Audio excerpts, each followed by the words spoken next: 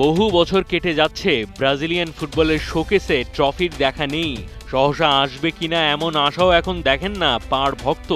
দুধের স্বাদ ঘোলে মেটানো বোধহয় একেই বলে। ব্রাজিলিয়ান এই ভক্ত বানিয়েছেন বিশাল একটা শোকেস। এ প্রান্ত থেকে ও প্রান্ত ট্রফি না থাকলেও ট্রাফিক জ্যামের মতো দাঁড়িয়ে আছে অজস্র জার্সি। এগুলোর প্রত্যেকটার সাথে মিলেমিশে একাকার সোনালী ইতিহাস।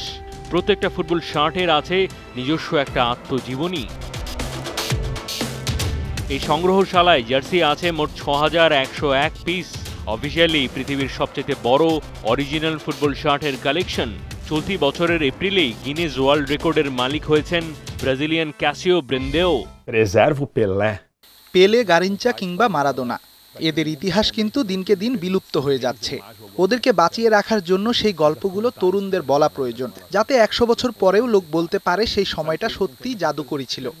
ইতিহাসকে বাঁচিয়ে রাখতে এটা আমার একটা চেষ্টা মাত্র। এই জার্সিগুলো এই সময়ের ফুটবলকে বাঁচিয়ে রাখবে বলে আমার বিশ্বাস।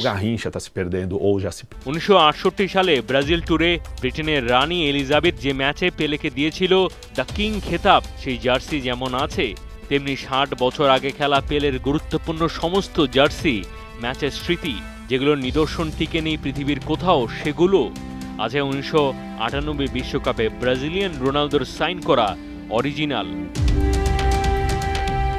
পেশায় টেক জায়ান্ট গুগলের একজন কর্মী এই সংগ্রহশালা করতে গাঁটের টাকা খরচ করেছেন। নিজের কামাইয়ের বড় একটা অংশ খসে গেছে সেটা বলার অপেক্ষা রাখে না। বিভিন্ন দেশের নানান ফুটবলারের জার্সির সংগ্রহ, এমনকি করিম বেনজেমার ম্যাচ শার্ট থাকলেও ৬,১০১ জার্সির মধ্যে মেসির জার্সি আছে কিনা সেটা নিয়ে কিছু বলেননি, দেখানোনি। ব্রাজিলিয়ান ফুটবল ভক্ত বোধহয় একই বলে, এতটুকু আড়াল না রাখলে চলে।